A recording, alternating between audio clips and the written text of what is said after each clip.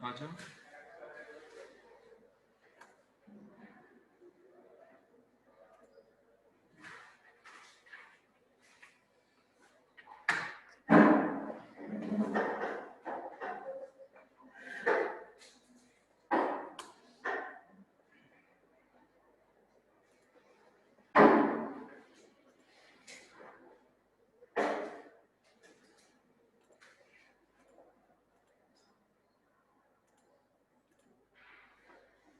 Okay जी, गुलाम रब्बानी, मेरा ख्याल है कि डोर बंद कर दो।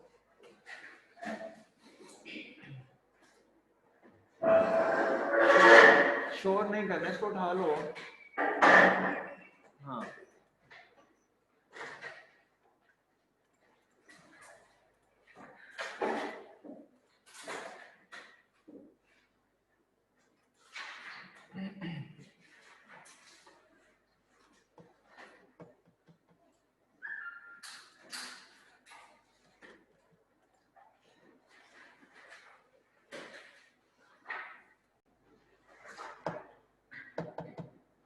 ओके जी, मुझे कुछ स्टूडेंट्स माइक दे गए हैं एक, ये वायर वाला है। Let me check it out. पता नहीं आपको इसमें से आवाज़ आ रही है कि उसमें से आ रही है, I can not understand.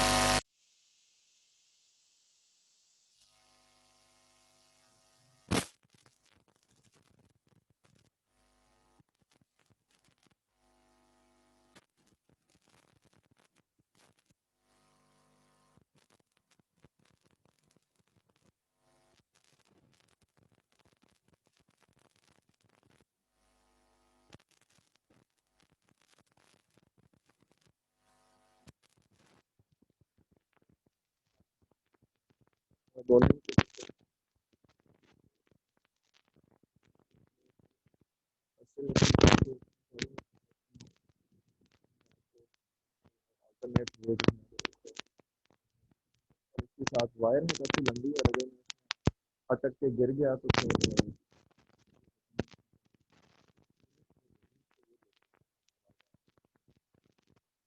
Okay जी।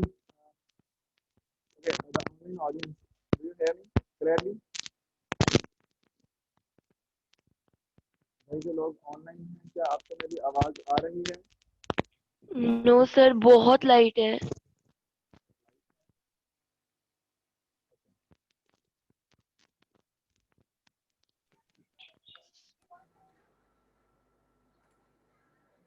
हाँ जी, अब आ रही है, अब क्लियर है कुछ?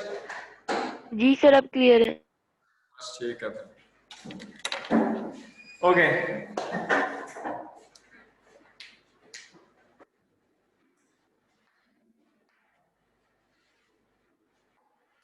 गुड। पिछले लेक्चर में किसी को कोई प्रॉब्लम, कोई बात समझ में ना आई हो, एनी कंफ्यूजन, कुछ पूछना हो? If you do not have anything to ask, then we should start with the new lecture that is about the purification.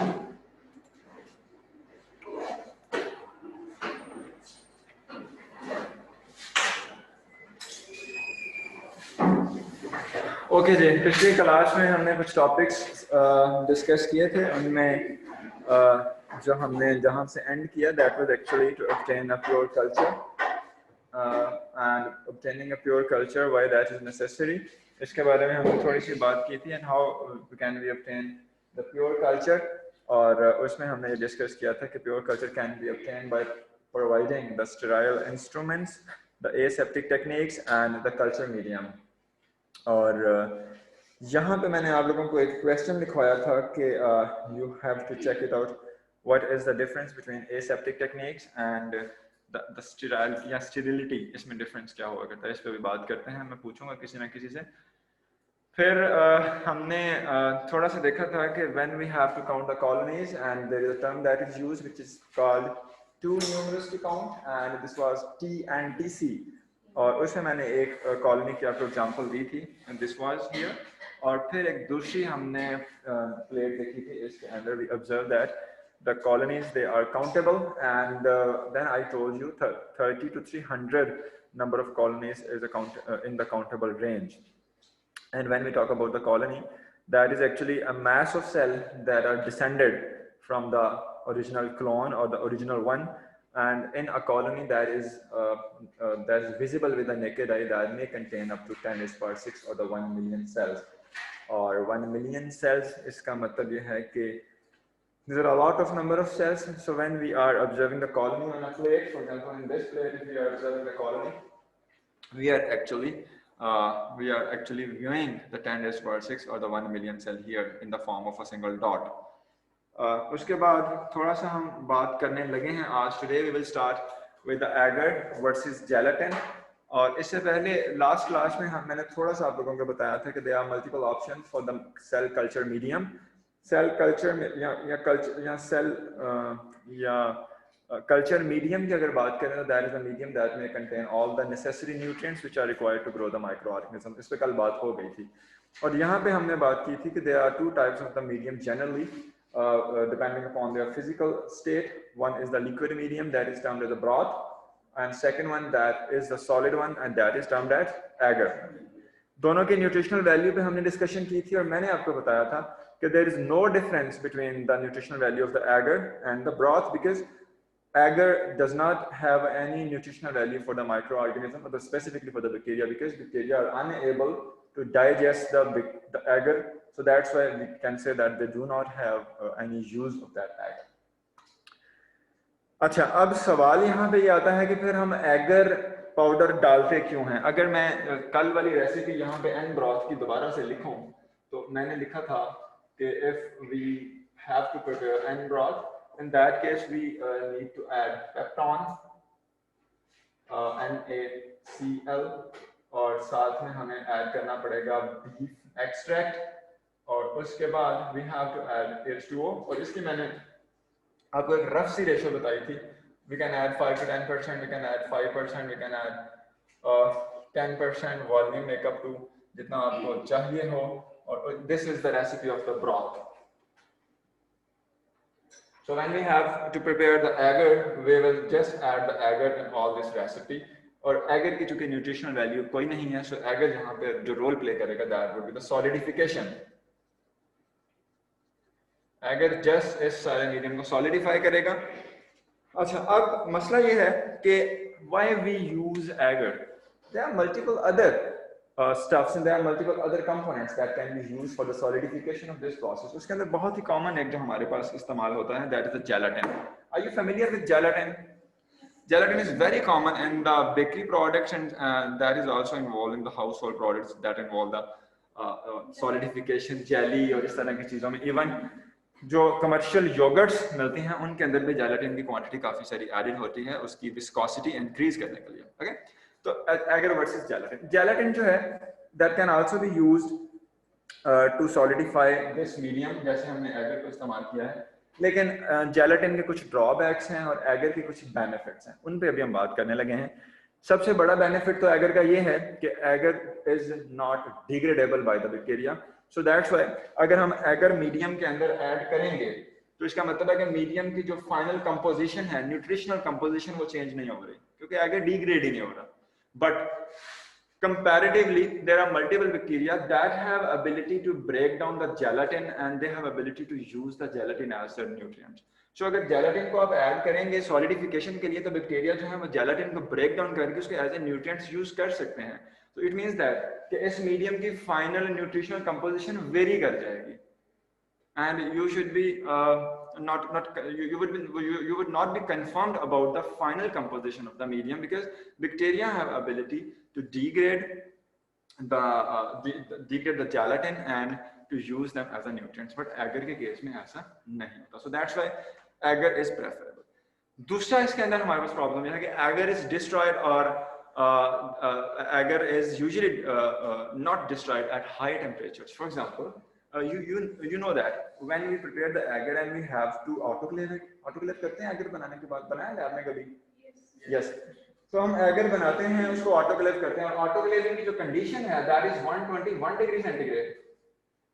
तो हमें कुछ सॉलिडिफिकेशन के लिए मटेरियल ऐसा यूज करना है जो 121 डिग्री सेंटीग्रेड पे भी डिस्ट्रॉय ना हो। ये ना हो कि हम एगर डाल रहे हैं सॉलिडिफिकेशन के लिए, हीट कर रहे हैं 121 डिग्री सेंटीग्रेड पे, और एगर डिस्ट्रॉय हो गया, हमारा काम ही नहीं करेगा। So that's why we have to choose that material that is not destroyable even at high temperature up to 121 degree centigrade, because we have to autoclave the agar after preparation. Got it? ये दूसरा point है हमारे पास कि हम why we use agar. Third point is that it stay liquid until that is cooled at 45 degree centigrade. अब agar की यहाँ पे बहुत ही इंटरेस्टिंग प्रॉपर्टी जो हमारे सामने आ रही है उसमें ये है कि when we heat the agar at 121 degree centigrade, and you know that class में कभी लैब में पोरिंग की है, प्लेट्स के अंदर एगर की पोरिंग की है? ओके, वो पोरिंग हम नॉर्मली करते हैं जब एगर कूल हो जाता है। 121 डिग्री सेंटीग्रेड में पोरिंग नहीं करते, हम ऑटोक्लेविंग के बाद एगर को ठंडा करते हैं, and up to 45 degree centigrade agar जो है ये लिक्विड रहता है। Okay, below 45 degree centigrade it will convert into solid. फिर अगला सवाल मेरा आपसे ये है कि जब फॉर एग्जांपल अगर आपने 1 लीटर एगर बना लिया, 1 लीटर बनाने के बाद 2 बैटरी प्लेट्स में उसको पोर किया, बाकी आपके पास एगर बच गया, हम क्या करते हैं उसको फ्रीज उसको रेफ्रिजरेशन टेम्परेचर पे 4 डिग्री सेंटीग्रेड पे प्रिजर्व कर देते हैं। अगली क्लास में या नेक्स्ट डे आपको दोबारा से उस एगर की जरूरत है, तो हम वो 1 लीटर वाली फ्लास्क लेते हैं, उसको ओवन के अंदर गर्म करते हैं, हीट करने के बाद वो दोबारा से लिक्विड हो जाता है, फिर हम उसको नई बैटरी प्लेट्स में पोर कर सकते हैं। ओके, ऐसा करते हैं, किया कभी? ऐसा करते हैं, गुड। अब नॉर्मली होता ये है कि 45 डिग्री सेंटीग्रेड से बिलो ये सॉलिड है, तो अबव 45 कोई भी चीज है वो लिक्विड में कन्वर्ट हो जाती है। अगर हम 45 से 46 में करेंगे तो ये लिक्विफाई हो जाएगी, बट एगर के केस में ऐसा नहीं होता। अगर एगर एक दफा सॉलिडिफाई हो गया है तो इसको दोबारा लिक्विफाई करने के लिए we have to heat it up to 95 degree centigrade. Okay, water के केस में हमारे पास क्या होता है, मैं वाटर की अगर एग्जांपल दूं, 0 डिग्री सेंटीग्रेड, इससे बिलो सॉलिड और इससे अबव लिक्विड। एगर के केस में ऐसा नहीं है, ये 45 से बिलो पे जाके सॉलिड है, और अगर दोबारा आपने इसको मेल्ट करना है तो you have to heat it up to 95 degree centigrade. अब यहाँ पे एडवांटेज क्या है? यहाँ पे एडवांटेज ये है कि जो जेलाटिन का मेल्टिंग टेम्परेचर है वो 37 डिग्री सेंटीग्रेड है। जेलाटिन का 37, जेलाटिन बिलो 37 सॉलिड है और अबव 37 लिक्विड है gelatin. And you are familiar with it. We have to incubate the microorganisms and we have to incubate the petri plates normally at 37 degree centigrade. जो human pathogens हैं या इसके अलावा कोई भी microorganism है, खास तौर पे human pathogens, इनको जब हम incubate करते हैं तो we use to incubate at 37 degree centigrade. तो यहाँ पे जो प्रॉब्लम आएगी अगर हम जेलाटिन को यूज कर रहे हैं, तो प्रॉब्लम ये आएगी कि we have prepared the gelatin plate, solid plate prepare की, उसको आपने 37 पे इंक्यूबेट कर दिया, वो सॉलिड तो रहेगी नहीं, वो तो लिक्विड में कन्वर्ट हो जाएगी, तो आपका तो सारा एक्सपेरिमेंट डिस्ट्रॉय हो सकता है। So that's why it is discouraged to use the gelatin for that experiments at which you have to provide the incubation temperature around 37 degree centigrade or the above 37 degree centigrade, because you should know that gelatin has ability to convert into the liquid state above 37 degree centigrade, but agar it does not. Agar will liquefy or melt at 95 degree centigrade. Got it? So these are the benefits due to which we prefer to use the agar for the solidification of the medium. But ये पूरी slide cover हो गई। इसमें किसी को कोई मसला हो यहाँ तक, कोई बात ना बनी हो, कोई प्रॉब्लम हो? Yes, you want to ask? Gelatin disadvantage बता दूं। जेलाटिन के मल्टीपल हमारे पास, जहाँ पे हम इसको डिस्करेज करते हैं इसका यूज को, बट सर्टेन केसेस में have to use the gelatin. But अगर नॉर्मल बात करें तो जेलाटिन जो है इसकी एक तो सॉलिडिफिकेशन टेम्परेचर का प्रॉब्लम है, दूसरा इसके पास हमारा जो इशू है वो मल्टीपल बैक्टीरिया जो है that has ability to use the gelatin and that has ability to degrade the gelatin and to use it as a nutrient. तो इसके रिजल्ट में फाइनली इसकी कंपोजिशन जो है वो हमारे पास वेरी कर जाती है। So that's why we discourage the use of the gelatin. ये दो बातें हैं। उसके अलावा तीसरी बात जो है वो एगर की कैटेगरी में जाती है कि एगर जो है that has melting temperature up to 95 degree centigrade after once it's solidified, और जेलाटिन जो है ये 37 डिग्री सेंटीग्रेड से ऊपर हो जाती है। ठीक है, तो these are the stuff. Okay, next जी, मुझे बात समझ नहीं आती, मैं तेज बोल रहा हूँ। ओके, अच्छा जी, कुछ पूछना चाह रही थी, बोलना। अच्छा, कीप इन माइंड जो हम टॉपिक पढ़ रहे हैं that is actually obtaining a pure culture. जो हमने टॉपिक स्टार्ट किया है आज, दैट इज पिछली क्लास में स्टार्ट किया था, that is obtaining a pure culture. How we can obtain a pure culture. Last class में मैंने आपको बताया था कि why it is necessary to obtain the pure culture. उसमें हमने बात की थी कि it is necessary to obtain the pure culture in some medically important bacterial point of view। ये बात हुई थी ना लास्ट क्लास में। तो अभी हम यही टॉपिक पढ़ रहे हैं कि जी obtaining a pure culture। तो पिछली क्लास में हमने देखा था कि देयर आर मल्टीपल बायोफिल्म्स और जिसके अंदर हमारे पास मिक्स्ड कॉलोनीज ग्रो करती हैं and in certain cases we have to isolate the mixed the pure culture from the mixed colonies. तो आज हम बात करेंगे कि how can we obtain pure culture और प्योर कल्चर से मुराद क्या हो सकता है। यहाँ पे अगर मैं आपको इसको एक्सप्लेन करने से पहले जस्ट एक एग्जांपल दे सकूं तो मेरा ख्याल है चीज ज़्यादा क्लियर हो जाएगी। Supposingly if you take a soil sample, अगर 1 ग्राम सॉइल आपको दे दी जाए और आपसे कहा जाए कि इस सॉइल में से इकोलाई बैक्टीरिया आइसोलेट करके दे दें। मैं यहाँ पे लिखता हूँ 1 ग्राम सॉइल है and the task is to isolate the E coli bacteria from the soil. Okay, इसके लिए तरीकाकार यूँ होता है, नॉर्मली हम इस 1 ग्राम सॉइल को वाटर में डिसॉल्व करते हैं टेस्ट ट्यूब में। Okay, 9 ml water plus 1 gram soil. उसके बाद एक पेट्री प्लेट लिया करते हैं। इस पेट्री प्लेट में हमारे पास एगर मौजूद है, एगर की layer. Then we will take 1 ml sample from here and we will spread this sample on this petri plate. I hope you have performed this experiment in the lab. No? अच्छा, lab में हमारे पास glass spreaders हुआ करते हैं। Glass spreaders और normally glass rod होता है इस तरह का, उसको हम हीट करते हैं, उसको टर्न कर लेते हैं L shape, like this. This is called glass spreader. 1 ml water ये लिया सैंपल, इसको इसके ऊपर एक ड्रॉप लगा दिया आपने। फिर क्या करेंगे कि इस एल शेप्ड रॉड जो है हमारे पास, जो स्प्रेडर है, इस स्प्रेडर को यूज करेंगे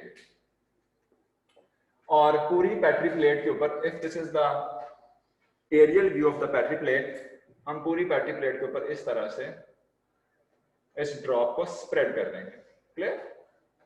फिर प्लेट को रोटेट करेंगे और इस एंगल में स्प्रेड कर देंगे। अब जितने भी बैक्टीरिया थे इस 1 ग्राम सॉइल के अंदर, आपने अज्यूम किया है कि all of them you have to spread it on the plate. Okay, इस प्लेट के ऊपर एगर की लेयर मौजूद है। Agar is the nutrient medium. Bacteria will get the nutrient और इस प्लेट में हमारे पास ग्रोथ आएगी बिल्कुल इस तरह की, दिस वन, इस तरह की ग्रोथ आएगी हमारे पास, लाइक दिस। मिक्स्ड कॉलोनीज, और इतनी सारी कॉलोनीज, एक पूरा लॉन, ये इसको कहते हैं लॉन, बैक्टीरियल लॉन, पूरा लॉन आएगा और इस तरह का आएगा कि we are unable to count, these are too numerous to count. Got it? अब टास्क ये था कि you have to isolate the E coli. अब अगला स्टेप क्या है? इस पेट्री प्लेट में, फॉर एग्जांपल, अगर ये पेट्री प्लेट इंक्यूबेशन के बाद इस पेट्री प्लेट पे इस तरह की हमारे पास कॉलोनीज आती हैं, ठीक है। अब यहाँ पे याद रखिएगा कि हर स्ट्रेन जो है, हर bacteria, that has a characteristic appearance of a colony. उसकी कॉलोनी की एक स्पेसिफिक अपीयरेंस है। अभी हम आगे पढ़ेंगे कि कॉलोनी की अपीयरेंस से क्या मुराद है। कॉलोनी का कलर, शेप, उसकी रफनेस, या वो स्टिकी है। तो हम क्या करेंगे कि इन कॉलोनीज को ऑब्जर्व करेंगे और इन कॉलोनीज में सपोजिंगली हमें लगता है कि दिस वन, ये इकोलाई की कॉलोनी से मिलती जुलती है, सिमिलर है, विद डाउट। अगला स्टेप जो हमारे पास होगा that would be termed as streaking. इसको हम कहेंगे स्ट्रिकिंग। ये पहले वाला जो था ये स्प्रेडिंग था, अगला क्या है स्ट्रिकिंग।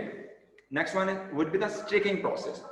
इस केस में हम क्या करेंगे, नॉर्मली लैब्स के अंदर जो हम करते हैं, अगर मैं आपको ये दिखा सकूं दिस वन, इस डायग्राम के अंदर अगर आप देखें तो इसमें एक इनोकुलेटिंग लूप, आपने इनोकुलेटिंग लूप तो देखा होगा, गुड। लैब्स के अंदर इनोकुलेटिंग लूप से तो आप फेमिलियर हैं। तो नॉर्मली क्या करेंगे कि we will take an inoculating loop, उस लूप को रेड हॉट करेंगे फ्लेम के ऊपर। रेड हॉट करने का पर्पस ये है कि लूप के ऊपर लगे हुए जितने भी microorganism, we have to sterile the loop, हम लूप को स्टेराइल करेंगे। स्टेराइल करने के बाद लूप को इस पेट्री प्लेट में जो खाली जगह है, यहाँ पे साइड में खाली जगह नजर आ रही है, ये यहाँ पे लगा के लूप को कूल करेंगे, कूल डाउन। उसके बाद जिस कॉलोनी पे आपको शक है कि this is just like the E coli, you have to pick the colony with the loop. For example this is the loop, मैं इसको यहाँ से पिक करूंगा like this, okay. Now suppose this colony was made up of 10⁻⁶ cells. यहां से loop के साथ मैंने कॉलोनी पिक की और एक नई फ्रेश पेट्री प्लेट जिसके अंदर एगर मौजूद है, उस पेट्री प्लेट पे मैं लूप के साथ ही यहाँ पे ऐसे एक डॉट लगा दूंगा। This dot is called smear, smear, okay, smear. After that I will again sterile the loop on the flame, red hot करूंगा लूप को, फिर यहाँ पे साइडों पे लगा के लूप को कूल करूंगा और फिर हम क्या करेंगे कि यहां से स्ट्रीक एक्सटेंड करेंगे लाइक दिस, इस तरह से, प्लेट की एजेस पे नहीं लगेगी, इस तरह से, सेकंड, थर्ड, फोर्थ। पर्पस क्या है कि अगर यहाँ पे 10⁻⁶ सेल्स थे तो अब आप उन सेल्स को डाइल्यूट कर रहे हैं, आप उनको ड्रैग कर रहे हैं, ड्रैग कर रहे हैं, फिर आपने यहां से ड्रैग किया, फिर यहां से ड्रैग किया, फिर यहां से ड्रैग किया, और फिर क्या करेंगे, ये एक सेट है, this is called one set of streaks.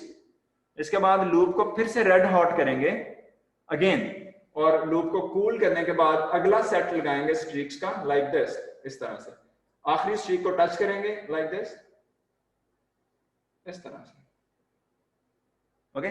Now you are again dragging the cells, जितने सेल्स यहां पे मौजूद थे अब आपने उनको ड्रैग किया और मजीद सेल्स को डाइल्यूट कर लिया, ऐसा है। फिर आप क्या करेंगे, लूप को रेड हॉट करेंगे और थर्ड सेट लगाएंगे, थर्ड सेट यहां से स्टार्ट होगा लाइक दिस,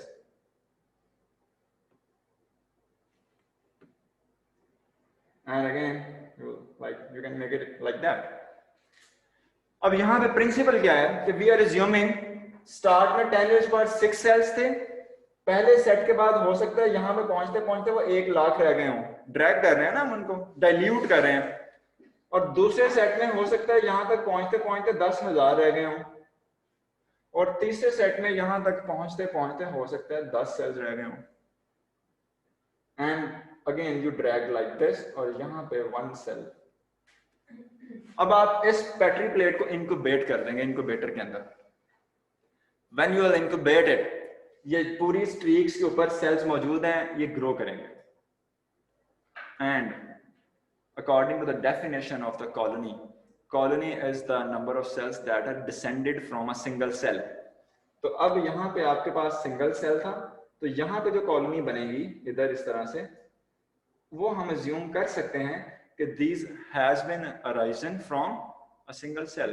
तो इसका मतलब है कि these may be the pure colonies, क्योंकि ये एक सेल से बनी है। तो this is the streaking method in which we use the streaks to dilute the number of cells, और at the end एक सेल रह जाता है जो ग्रो करता है और फिर वो अपनी कॉलोनी बनाता है, और वो कॉलोनी जो है उसको हम प्योर कंसिडर कर सकते हैं because that is descended from a single cell. Clear? So this is the method to isolate और to get the pure culture.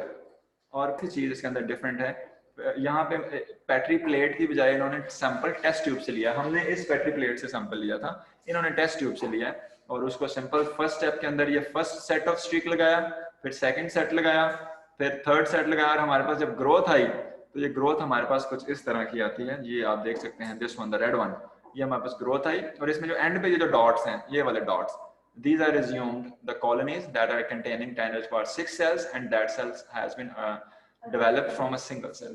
This would be the pure colony. और अब जब हम इसको यूज करेंगे तो हम अब ये वाली प्योर कॉलोनीज लेंगे और इसको इस्तेमाल करना शुरू करेंगे for our next procedure. This was like that. इसके अलावा एक और डायग्राम जो थी हमारे पास इस केस के अंदर, ये देखें कितनी खूबसूरत किस्म की कॉलोनीज हैं यहाँ पे। अज्यूमिंग दैट ये यहाँ से स्टार्ट हुई, ये फर्स्ट सेट लगाया, ये दूसरा सेट लगाया, और एट द एंड यहाँ तक आते आते हमारे पास this would be the purified form of the colonies. Clear? Any questions? That is about the growth of the microorganisms, the purification of the microorganism and obtaining the pure culture. अब आपने देखा है कि जो प्योर कल्चर लेने का तरीका है अभी तक ये बड़ा बेसिक है। इसमें हमने दो स्टेप्स किए हैं, एक हमने स्प्रेडिंग की है, दूसरी हमने स्टिकिंग की है। स्प्रेडिंग करने के बाद भी इंक्यूबेशन दी है हमने कुछ 24 घंटों की, फिर हमने स्टिकिंग की, फिर हमने इंक्यूबेशन दिया 37 डिग्री सेंटीग्रेड फॉर 24 आवर्स। और अगर बैक्टीरिया कोई स्पेसिफिक है तो सेप्टोमाइसिस है या फिर इस तरह के अदर बैक्टीरिया हैं तो उसके लिए भी have to give the incubation up to 1 week.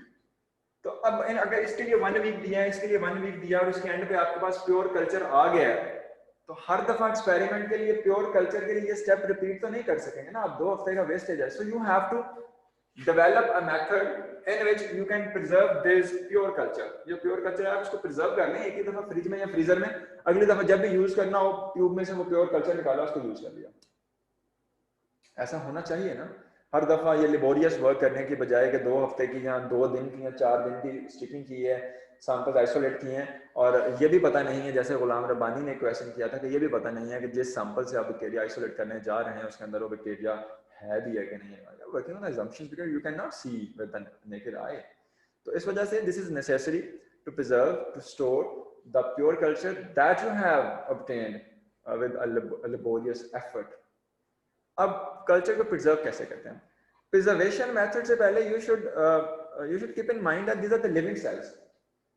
Preservation का कोई भी ऐसा तरीका आप इस्तेमाल नहीं कर सकते जिसमें लिविंग सेल्स के डेड होने का खतरा हो या लिविंग सेल्स को नुकसान का खतरा हो। बिकॉज आप एक दफा किसी अगर ऐसी कंडीशन में प्रिजर्व कर लेंगे तो अगर सेल्स को कोई नुकसान पहुंचाए तो इनको रिवाइव करना मुश्किल हो जाएगा। That would be impossible to revive the cells because they are the living cells. So इसके लिए जो हमारे पास बेस्ट मेथड्स हैं उसमें एक है एगर स्लॉन्ट्स, वो लिखा हुआ है agar स्लॉन्ट्स।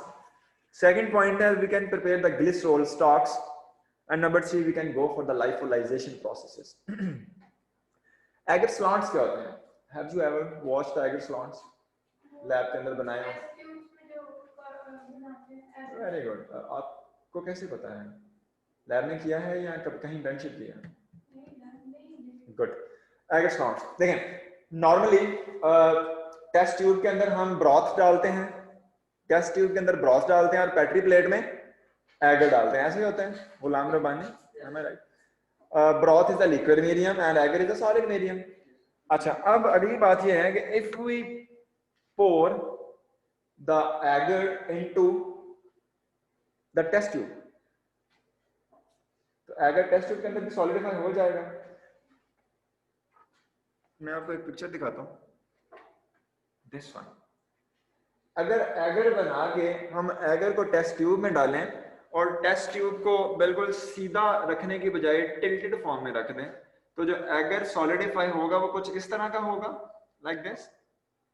So this surface, like this curvy surface, this would be termed as slant, agar slant. ठीक है, एगर स्लॉन्ट। ये उसका फ्रंट व्यू है, this one, and this is the side view of the agar स्लॉन्ट।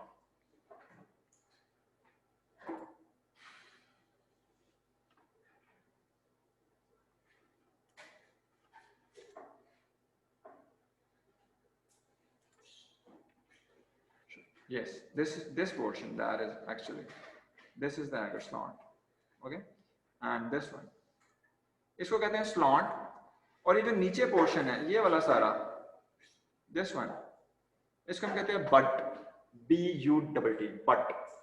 So agar को जब भी हम test tube में डाल के सॉलिडिफाई करवाएंगे ऐसे टिल्ट करके, तो हमारे पास 2 सर्फेसेस बनेंगी, एक को हम कहेंगे slant और दूसरी को हम कहेंगे butt, ओके। अच्छा, अब अगर तो हमें माइक्रो ऑर्गेनिजम्स को शॉर्ट टाइम के लिए प्रिजर्व करना है, for few days, even for few weeks and for months, we can use the agar स्लॉन्ट्स।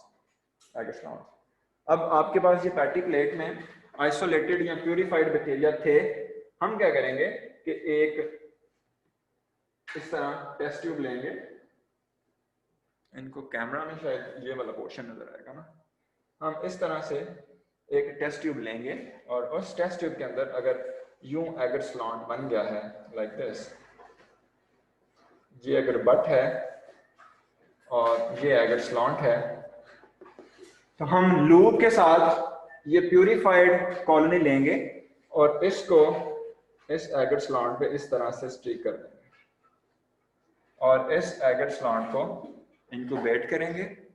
Incubate करने के बाद जब इस पे ग्रोथ आ जाएगी तो हम इस टेस्ट ट्यूब को उठा के 4 डिग्री सेंटीग्रेड पे प्रिजर्व कर देंगे। बाद में जब भी यूज करने की जरूरत पेश आए, whenever you need the bacteria, you just have to take the loop, इसके अंदर डिप करें, थोड़ा सा यहाँ से पिक करें और उसको फ्रेश बैटरी प्लेट पे स्ट्रीक कर दें, आपके पास प्योर कल्चर जो है वो रिवाइव हो जाएगा। Got it? This is the preservation of the culture by using the agar slot.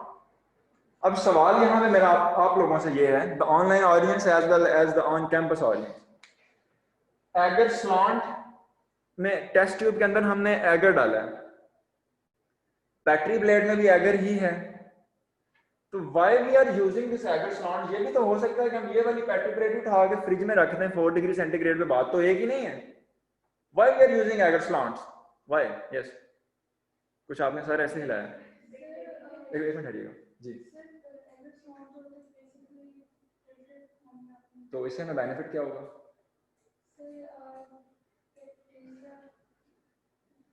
आप इस पे सोचें, हम वापस आते हैं आपकी तरफ। यस सर, उसमें बैक्टीरिया ज़्यादा अच्छी तरह सर्वाइव कर सकते हैं। इसकी क्या वजह है भाई? इसमें तो न्यूट्रिएंट्स मौजूद हैं, वहाँ पे ज़्यादा अच्छा एनवायरनमेंट मिलेगा। मतलब कैसे? लॉजिक नहीं जी।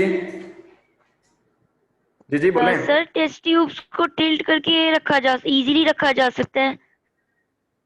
नहीं तो बैटरी प्लेट्स को भी तो एक दूसरे के ऊपर स्टैक करके रखा जा सकता है। You can stack up to 10 to 15। एक मिनट हटेगा, एक मिनट। इसमें क्या लॉजिक है? साइज देखें, वो that is in the longitudinal way and that is in the horizontal.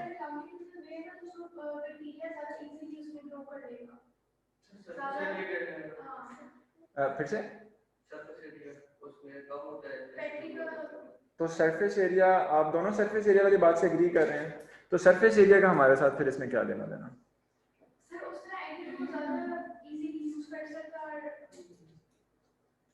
A bit you are right. Sir test tube में हमने मतलब बैक्टीरिया से हमने स्लैंड के ऊपर अपने बैक्टीरिया को मैनिपुलेट किया, तो वहाँ पे हमारे पास बैक्टीरिया कम होंगे, तो बस वहाँ पे न्यूट्रिएंट्स ज़्यादा होंगे, तो ज़्यादा देर तक वो स्ट्रैक। This is a valid point।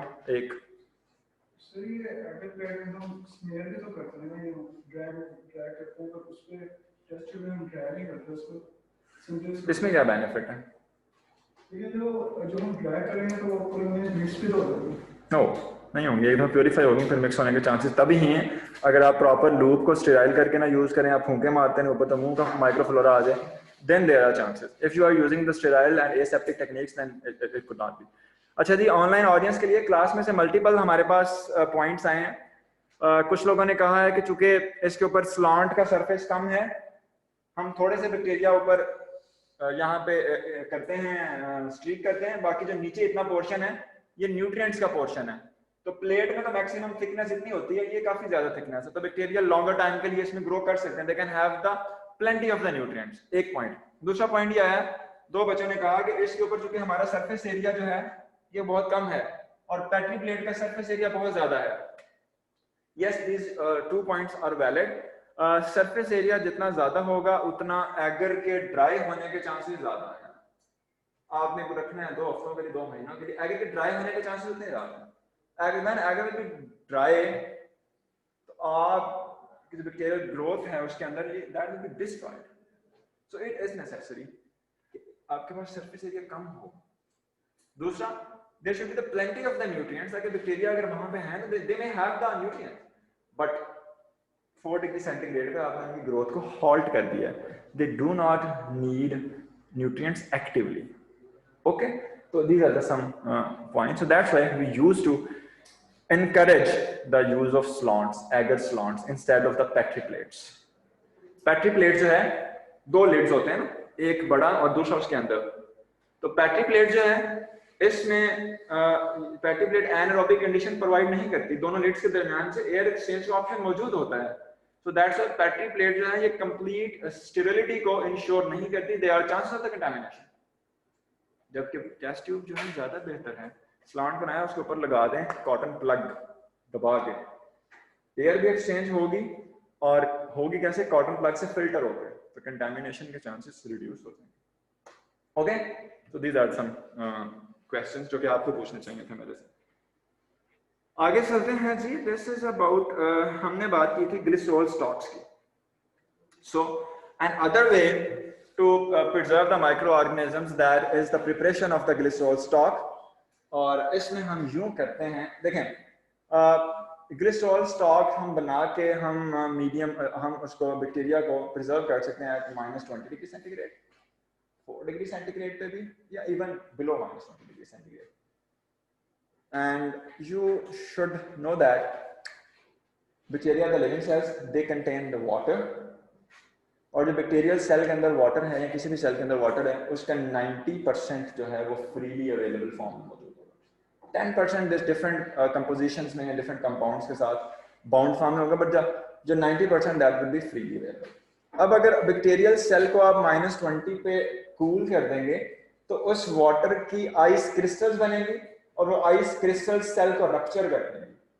उस रप्शन से बचाने के लिए if we dip the cell into the glycerol और the other cryopreservants, glycerol is called cryopreservant, glycerol में सेल को डिप कर दें या दूसरे क्रायोप्रोटेक्टेंट्स में डिप कर दें, तो सेल के अंदर आइस क्रिस्टल्स नहीं बनेंगी। जब आइस क्रिस्टल्स नहीं बनेंगे तो cell would be preserve from the rupture. Okay, और ग्लिसरॉल के अलावा DMSO भी यूज किया जा सकता है, और लेकिन ग्लिसरॉल इज प्रेफरेबल। और सिंपल करना क्या है कि पहले बैक्टीरिया को ग्रो करवाना है ब्रॉथ में, जब वो ग्रो कर जाएं फिर ब्रॉथ को सेंट्रीफ्यूज करना है, सेपरेट कर देना है, नीचे पैलेट आ जाएगी ग्रोथ की, उस पैलेट के अंदर ग्लिसरॉल डाल देना है और पकड़ के उस टेस्ट ट्यूब को लो टेम्परेचर पे रख देना है। जब भी चाहिए हो उसके अंदर उसी तरह से लूप को स्टेराइल करके उसके अंदर डिप करना है, निकालना है, एक नई पेट्री प्लेट पे स्टिक करना है, सेल रिवाइव हो जाएंगे। Okay, this is the preservation with the process of glycerol stocks.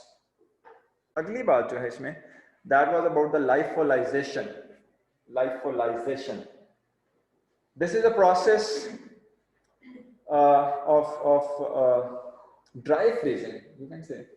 इसमें हम करते क्या है कि जितना वाटर कंटेंट है free available into the cells, हम उस वाटर कंटेंट को एक्सट्रैक्ट आउट करेंगे by using some machines lyophilizers इसमें इस्तेमाल करेंगे। क्या सिंपल क्या करेंगे कि बैक्टीरियल मशीन के अंदर बैक्टीरिया टेस्ट ट्यूब ली, उसके अंदर बैक्टीरिया को ग्रो किया, टेस्ट ट्यूब पर रख दिया लाइफोलाइजर के अंदर। अब जो लाइफोलाइजर है उसका प्रिंसिपल क्या है कि उसको वैक्यूम क्रिएट करता है, वैक्यूम, सक्शन वैक्यूम के थ्रू जितना भी अवेलेबल वाटर है उसको सक करके निकाल देगा। पीछे हमारे पास उस टेस्ट ट्यूब में जो हमने रखी है उस मशीन के अंदर, उसके अंदर पाउडर बचेगा, and that powder will be the powder of the cells, क्योंकि हमने ड्राई फ्रीजिंग कर लिया। हम उस पाउडर को किसी भी छोटी वायल के अंदर, एपन डॉफ के अंदर डाल के रूम टेम्परेचर पे रख सकते हैं, अपनी कबर्ड के अंदर या जो लॉकर्स हैं लैब में उसमें रख सकते हैं। जब भी आपको चाहिए हो वो वाले सेल्स, तो उस पाउडर में से कुछ चंक लें, उसको ब्रॉथ के अंदर रिसस्पेंड करें और ब्रॉथ को इंक्यूबेट कर दें 37 डिग्री सेंटीग्रेड पे, सेल्स रिवाइव हो जाएंगे।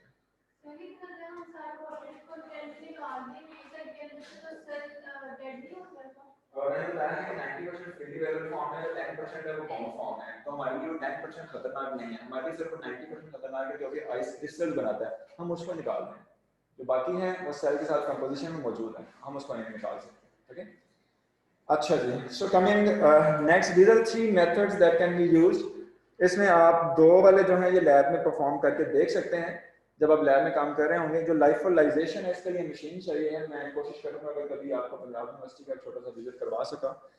आजकल कोविड की वजह से शायद ये पॉसिबल ना हो पाए, लेकिन वहाँ पे हमारी लैब्स के अंदर पड़ी होती थी लाइफोलाइजर मशीनें, सिंपल इतने बीकर के अंदर हम ग्रो करके तो उसको रख देते थे और वो 2-3 दिन चलने के बाद वो पाउडर फॉर्म में हमारे पास आ जाता, उसको उठा के कबर्ड में रखें, लॉकर में रखें, बंद करेंगे तो so these are the methods. अगर लाइफोलाइजर्स अवेलेबल नहीं हैं तो आप लैब के अंदर एगर स्लॉन्ट्स, ग्लिसरॉल स्टॉक्स पे जा सकते हैं। ओके जी, अगला है bacterial growth in laboratory conditions. You know that when we need to grow the microorganisms into the lab, we have to provide some physical parameters हमें fix करने पड़ते हैं। Physical parameters की जब हम बात करेंगे तो we will be talking about temperature, oxygen, pH, etc. इसके अलावा nutrients most importantly, and when nutrients are depleted, cells will start dying. अच्छा, अब यहाँ पे दो टर्म्स इस्तेमाल होती हैं। एक टर्म है बैच सिस्टम्स। बैच सिस्टम्स के बारे में फेमिलियर है आप? फर्मेंटेशन के पॉइंट ऑफ व्यू से, इंडस्ट्रियल बायोटेक्नोलॉजी के पॉइंट ऑफ व्यू से बैच सिस्टम्स का नाम सुना है कभी? बैच आपने बड़े से कंटेनर में एक बैक्टीरियल ग्रोथ करवाई है, ओके, तो वो मतलब एक स्पेसिफिक कंडीशन पे हम एक बैच तैयार करते हैं, कि एक कंटेनर में तैयार करते हैं। आप कुछ सही कह रहे हैं लेकिन मुझे इसको मजीद रिफाइन करने दें। देखें, for example if that is a test tube, you have added the broth in it, उसके बाद सेल्स ऐड कर दिए जो चाहिए, सेल्स विल ग्रो देयर, और आपने क्या किया कि आपने 24 आवर्स के लिए ग्रो करवाया या 48 आवर्स जो भी आपकी रिक्वायरमेंट है, उसके बाद आपने सेल्स को ले लिया और उसके बाद अपना जो भी प्रोसीजर करना है कर लिया। दूसरी कंडीशन ये है कि ये एक टेस्ट ट्यूब है, इसके अंदर आपने ब्रॉथ डाला इनिशियली, फिर आपने सेल्स डाल दिए, इनक्यूबेट कर दिए। आफ्टर 6 आवर्स, आफ्टर 12 आवर्स या आफ्टर 10 आवर्स आपको लगा कि इसके अंदर जो न्यूट्रिएंट्स हैं वो यूज हो गए होंगे, तो आपने थोड़े मजीद न्यूट्रिएंट्स ऐड कर दिए, फिर आपने 6 घंटे के बाद मजीद न्यूट्रिएंट्स ऐड कर दिए। This would be called batch system, this one, and this would be called fed batch, क्योंकि आप एक फिक्स टाइम के बाद इसकी फीडिंग कर रहे हैं इस सिस्टम की। ओके, तो batch system would be the system in which you have added all the nutrients at the initial point, that's it, and fed batch in which you are adding the nutrients after a fixed period of time. Clear? तो जब batch system की बात आएगी तो हम इस पे focus कर रहे होंगे। the system in which you have added all the required nutrients at the initial point and you have closed the system and you have grown the cells. अब सेल्स तब तक ग्रो करेंगे इसके अंदर जब तक उनको न्यूट्रिएंट्स अवेलेबल होंगे, जब न्यूट्रिएंट्स अवेलेबल नहीं होंगे सेल विल स्टार्ट डाइंग, बात खत्म। लेकिन फेड बैच के अंदर सेल्स ग्रो करेंगे, न्यूट्रिएंट्स यूज करेंगे, जब उनकी ग्रोथ स्लो होने शुरू हो जाएगी तो आपने और न्यूट्रिएंट्स डाल दिए, सेल फिर ग्रो करना शुरू हो गए, तो यहाँ पे सेल्स जो हैं ये ग्रो करते रहेंगे। Am I right? Good. तो जब हम लैब के अंदर सेल्स की ग्रोथ की बात करते हैं तो हमारे पास कुछ इस तरह का एक ग्राफ आता है। This is called the pattern of the stages, या इसको हम कहते हैं ग्रोथ कर्व। मोस्ट इंपॉर्टेंटली इस ग्राफ की अगर हम डिफरेंट फेजेस की बात करें, यहां पहले सिर्फ ये बता दूं कि एक्स एक्सिस पे टाइम है, वाई एक्सिस पे सेल नंबर है, ठीक है, सेल नंबर। अब हुआ क्या, मैं ये बैच सिस्टम की बात करूंगा अभी, सिर्फ बैच सिस्टम की। हुआ क्या कि आपने एक बैटरी प्लेट, आपने एक टेस्ट ट्यूब बनाई, टेस्ट ट्यूब के अंदर न्यूट्रिएंट्स ब्रॉथ ऐड किया, उसके बाद उसमें सेल्स को इनोकुलेट कर दिया। Cells will start preparing their self for the growth. इस फेज को हम कहेंगे लैग फेज, लैग फेज, जिसमें सेल्स अपने आप को एनवायरनमेंट के साथ अकॉर्डिंगली प्रिपेयर कर रहे हैं ग्रो करने के लिए।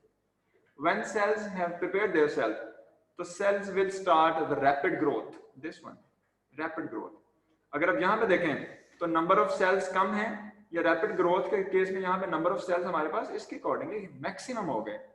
अब इस पॉइंट तक आके, क्योंकि ये बैच सिस्टम है, तो इस पॉइंट तक आके जितने भी न्यूट्रिएंट्स अवेलेबल थे वो सेल्स ने यूज कर लिए हैं। ऐसा ही हुआ।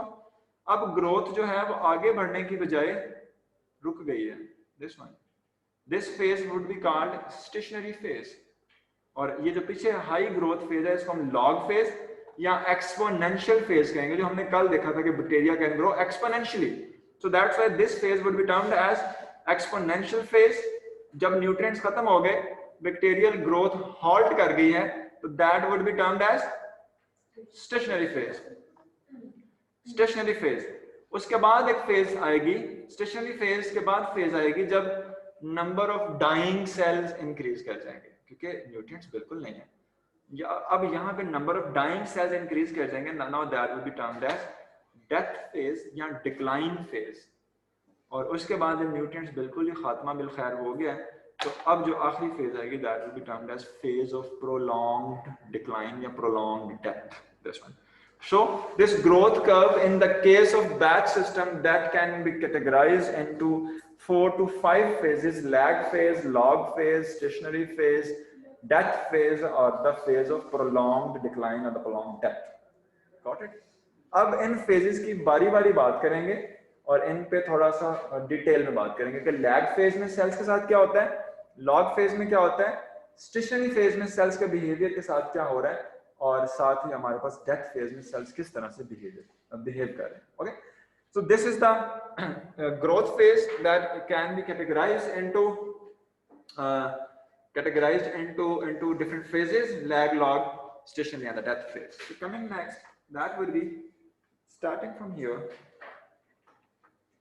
सो growth phase that can be categorized into different phases, और उसमें सबसे पहली फेज हमारे पास जो आती है वो आती है lag phase. Here lag phase. So lag phase is called the tooling up phase in which bacteria are preparing theirself for the phase of rapid growth. अब इस फेज के अंदर बन रहे होंगे, प्रिपरेशन हो रही होगी, जो रिक्वायर्ड एंजाइम्स हैं वो बन रहे हैं, या इसके अलावा जो अगर डीएनए रेप्लिकेट करने की जरूरत है तो उसकी प्रोसेसिंग स्टार्ट हो जाएगी। जब बैक्टीरिया प्रिपेयर कर लेगा अपने आप को, उसके बाद that will start dividing rapidly, और फिर हम कहेंगे ये अब जो फेज है इसको लॉग फेज कहते हैं। ओके, तो जो लैग फेज है, लैग फेज का ड्यूरेशन कम भी हो सकता है और ज्यादा भी हो सकता है। लैग फेज का, किसका? लैग फेज का। कैसे? लैग फेज वो फेज है जिसमें बैक्टीरिया अपने आप को प्रिपेयर करते हैं। अब यहाँ पे अगर मैं आपको एग्जांपल दूं कि लैग फेज का जो टाइम है ये कम ज्यादा हो सकता है। कैसे? कि for example if this is a test tube, इसके अंदर ब्रॉथ है और हमने क्या किया कि फ्रोजन सेल्स ले लिए। फ्रोजन सेल्स जो आपने फ्रिज में ऑलरेडी रखे हुए हैं, फ्रोजन सेल्स। इन फ्रोजन सेल्स को ब्रॉथ में इंक्यूबेट किया। अब चूंकि ये सेल्स फ्रोजन थे, इनका मेटाबॉलिज्म स्लो डाउन था, they will take more time to prepare their self according to these conditions। तो इस केस में हम कहेंगे कि हमारे पास जो लैग टाइम है ये ज्यादा है। ओके, अगर एक फ्रेश टेस्ट ट्यूब से, एक फ्रेश टेस्ट ट्यूब है और ये दूसरी आपने टेस्ट ट्यूब बनाई, इसमें से उठा के आपने इसमें सेल्स को इनॉकुलेट कर दिया, तो ऑलरेडी सेल्स इस टेस्ट ट्यूब के अंदर एक्टिवली ग्रोइंग थे। एक्टिवली जब आपने इसमें किया तो इस केस में हमारे पास जो लैग टाइम है वो बहुत कम होगा, उन्हें ज्यादा अपनी प्रिपरेशन की जरूरत नहीं है। So it means that lag period that may very, lag time का जो टाइम स्पैन है ये कम ज्यादा हो सकता है depending upon the bacterial conditions, bacterial cells conditions, either they are prepared or not। Okay okay, अब यहां पे एक थोड़ी सी इररेलेवेंट बात है। you know that बहुत सारे माइक्रो ऑर्गेनिज्म ऐसे हैं which are involved in the food spoilage। हमारी फूड के अंदर माइक्रो ऑर्गेनिजम्स ग्रो करते हैं और ग्रो करने के बाद फूड को स्पॉइल कर देते हैं। Lot of food is spoiling per year due to the microorganisms. Food जैसे पोटैटो सैलेड की कल एग्जांपल थी ना, फूड स्पॉइल हो गई 4 घंटे के अंदर अंदर। क्यों? क्योंकि बैक्टीरिया की ग्रोथ बहुत रैपिड थी, वो 20 मिनट्स में डिवाइड हुआ, 4 घंटे के अंदर 40,000 पे आया और उसने हमारी फूड को स्पॉइल कर दिया। What if we genetically modify the bacteria और हम उसकी ग्रोथ को इस तरह से चेंज करें कि उसका लॉग पीरियड जो है, जो लॉग पीरियड है ये वाला, इस डायग्राम के अंदर what happened, इस डायग्राम के अंदर जो लॉग फेज है, log phase, the phase of active growth, this one, इस लॉग फेज को अगर हम कम कर दें, लैग फेज को इंक्रीज कर दें, तो क्या होगा कि लॉग फेज कम है, बैक्टीरिया एक्टिवली ग्रो नहीं कर पाएगा। लैग फेज ज्यादा कर दिया तो हम फूड स्पॉइलेज को डिले कर सकते हैं। अगर 4 घंटे में फूड स्पॉइल हुई है तो हम इसको 8 घंटे तक, 10 घंटे तक लेके जा सकते हैं। तो this is the strategy that is being used in the food biotechnological approaches to enhance the shelf life of a food. Bacteria की हम लैग पीरियड जो है उसको इंक्रीज कर रहे हैं और लॉग पीरियड को कम कर रहे हैं। This is the strategy. So coming next, यहां तक बात clear? Saif, are you clear with it? Why are you so दुखी? is called the phase of the constant cell division, और ये वो फेज है, कल हमने एक बात की थी जनरेशन टाइम की, 20 minutes, 12 hours, 40 minute generation time. तो ये वो फेज है बैक्टीरिया की जिसमें हम जनरेशन टाइम को डिटरमिन करते हैं। अगर आपके पास 1 bacteria and I have given you the task to measure the generation time of that bacteria, तो आप वेट करेंगे कि वो बैक्टीरिया लैग फेज से लॉग में आ जाए, वो एक्टिवली ग्रो करना शुरू करे, तो फिर आप उसकी generation time measure कर सकते हैं। So you can say that the log phase or the phase of the exponential growth is the phase where you can measure the generation time of the bacteria। और इसको, इस log phase को भी हम कुछ 2-3 categories में divide कर सकते हैं। One is called initial log phase and number 2 that will be called late log phase। Initial log phase and late log phase, ये 2 categories इसकी हम बना सकते हैं। अब इनिशियल इनिशियल लॉग फेज में होगा क्या? जो इनिशियल लॉग फेज है इसमें क्या है कि सेल्स लैग से निकले हैं और लॉग में अभी एंटर हो रहे हैं, तो it is called initial log phase. Lag से निकले हैं और लॉग में एंटर हो रहे हैं, और इस केस में सेल बायोमास बनेगा, amino acids and required nucleotides which are required for the high growth of the cell, इनकी सिंथेसिस स्टार्ट होगी इस केस के अंदर। दूसरी जो फेज है that is late log phase, और इसमें क्या होगा, लेट लॉग फेज में यहां पे जाके लेट लॉग फेज यहां पे स्टार्ट होगी, हियर। यहां पे सेल्स डिप्लीट होना शुरू, न्यूट्रिएंट्स डिप्लीट होना शुरू हो गए हैं, कम हो गए हैं। तो अब सेल्स क्या करेंगे, क्योंकि न्यूट्रिएंट्स कम अवेलेबल है, now cell will start its size down its metabolism. अगर मेटाबॉलिज्म बहुत स्पीड अप था तो उसको हंकर डाउन करेंगे, ताकि अब न्यूट्रिएंट्स कम है तो सेल अपना metabolism according to that hunker down करना शुरू करेगा, उसको स्लो डाउन करेगा। किसमें? लेट लॉग फेज में। और इनिशियल लॉग फेज में क्या होगा कि cell will be dividing rapidly, cell mass बन रहा होगा, अमाइनो एसिड्स बन रहे होंगे और न्यूक्लियोटाइड बन रहे होंगे जो कि चाहिए सेल को ग्रोथ के लिए। और लेट लॉग फेज में सेल अपने मेटाबॉलिज्म को हंकर डाउन करेगा। क्यों?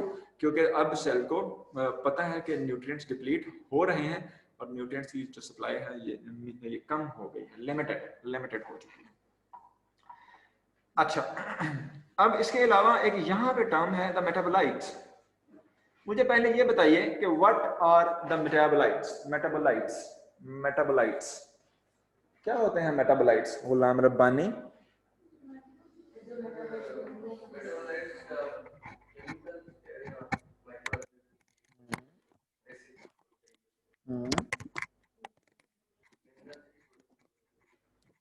मिनरल्स की सूरत में नहीं भाई, कहते हैं मेटाबोलाइट्स क्या होते हैं सैफ?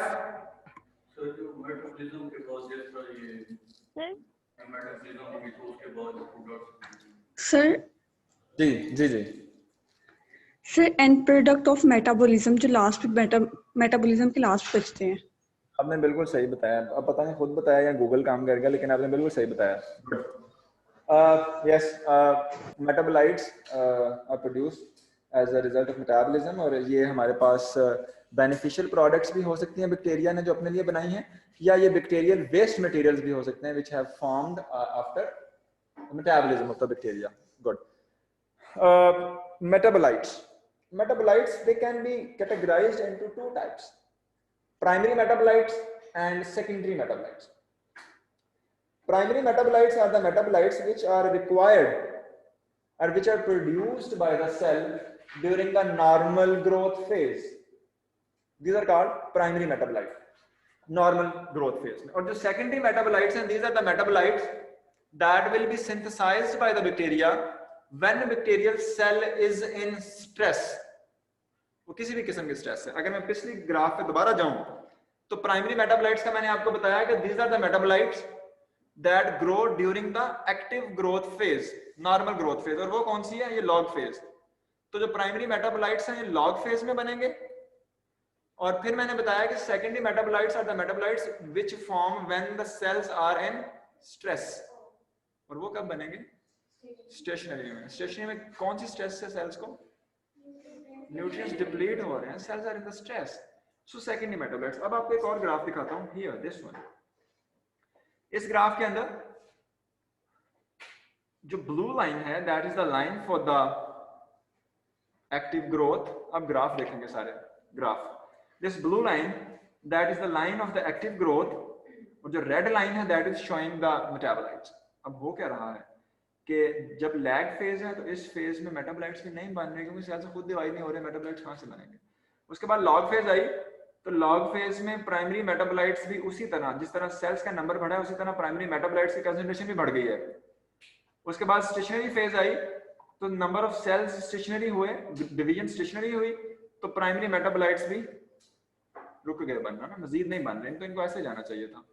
अब अगर सेकेंडरी मेटाबोलाइट्स की लाइन देखें तो ये लॉग फेज तक यहां तक तो नहीं बन रहे. When cells are in the stationary phase और इन द स्ट्रेस तो देखें सेकेंडरी मेटाबोलाइट्स की कर्व अचानक से ऊपर गई है.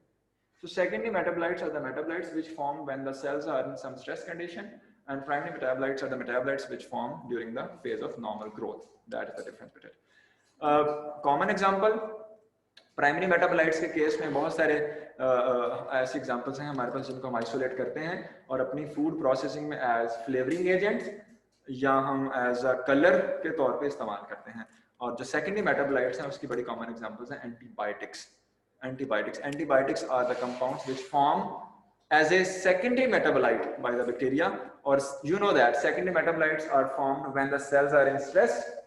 The secondary metabolites जब यहाँ पे antibiotics produce होंगी तो ये तब produce होंगी when cells are in stress or in the competition with the other cells. When the nutrients are limited, cells are in competition, तो कुछ cells जो हैं वो antibiotics बनाएंगे to kill the competitors. So this would be the stress condition that would trigger the synthesis of the secondary metabolites. Got it? Good. यहाँ तक किसी को कोई मसला मसाइल कोई question? If you guys want to ask anything, you can ask.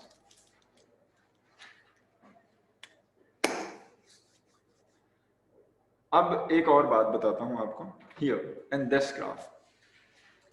इस graph में अगर मैं यूं कहूँ कि लैग फेज में सेल्स डिवाइड नहीं कर रहे, प्रिपेयर कर रहे हैं.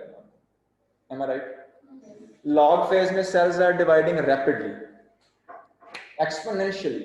Am I right? Third phase is a stationary phase in which number of dividing cells are equal to number of dying cells. So that's why जो हमारे पास total number of cell है वो constant है. इस वजह से हमारे पास constant curve आ गई. Am I right? Stationary. अब यहाँ पे एक सवाल है आप लोगों के लिए कि स्टेशनरी फेज तब आती है when the nutrients are depleted and cells start dying. यहाँ पे मैंने टर्म यूज की है कि स्टेशनरी फेज में number of dying cells they are equal to number of dividing cells. तो ये कुछ कंफ्लिक्टिंग नहीं है कि कुछ सेल्स की तो डेथ हो रही है, कुछ सेल्स जो हैं वो ग्रो कर रहे हैं, डिवाइड कर रहे हैं. How is that possible? भाई न्यूट्रिएंट्स तो पूरी ट्यूब के अंदर डिप्लीट हो गए ना. कुछ सेल्स डाई कर रहे हैं, कुछ डिवाइड कर रहे हैं, तो न्यूट्रिएंट्स तो दोनों के लिए भी डिप्लीट होने चाहिए. तो कुछ सेल्स जो हैं वो कैसे डिवाइड कर रहे हैं? यस कुछ सेल लास्ट फेज में डिवीएट से जो स्टेशनरी फेज में मतलब ऐड हो गए, तो इस वजह से शायद वो अपने स्टेशनरी फेज कुछ आवर्स तक चल सकती है, 2-3 घंटे तक भी जा सकती है, 4 घंटे तक भी जा सकती है. सो लेकिन स्टेशनरी फेज में सारे न्यूट्रिएंट्स मतलब टोटली तो डिप्लीट ना होगा. डिप्लीट हो गए हैं तो सेल्स की डेथ होना शुरू हो गई है. अगर डिप्लीट ना होता तो वो भी ना डाई करते हैं, उनकी ग्रोथ रुक जाती लेकिन डाई ना करते. ये ड्यू स्टेट आई तो जो सेल जो बैक्टीरिया से डेड हो रहे हैं उसको भी ये न्यूट्रिएंट्स मतलब वेरी गुड. क्या बोले हैं? ये बात बोल Okay, again, when there is a stationary phase, the dying cells that will be being used as a nutrients for the dividing cells. Dying cells हैं वो उनके nutrients medium के अंदर ही हैं, तो जो dividing cells हैं they will be feeding, they will be using on that. और यहाँ पे बात आएगी survival of the fittest environment के साथ, the evolved और the fittest organisms जो होंगे उनकी death नहीं हो पाएगी, जो environment के साथ they are not fit, they would die, और उनके जो nutrients हैं they will be used by the living cells. Got it? This would be the logic here. So coming next, अगला है what is the time? Let me check. Okay, we do not have much time right now to start the new topic. That will be about the death phase, इसको next class में start करेंगे, और इसके बाद कुछ और graphs देखेंगे hopefully in the next class. आप लोगों को मैंने बता दिया था कि आपका quiz कब होगा? In the 5th week. Good. जितना 4th week तक पढ़ लेंगे उसका.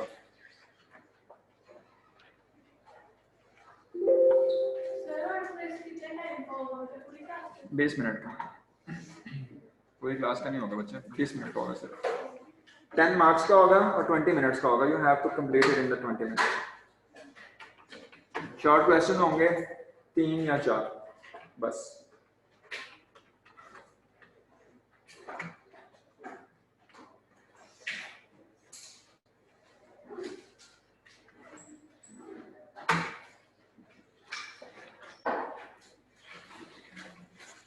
Excuse me sir. Ji ji.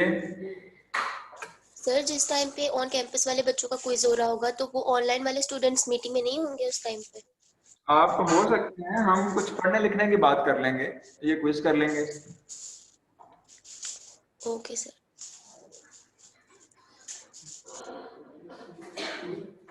Okay ji. This is 9:30 and this was at 10:45.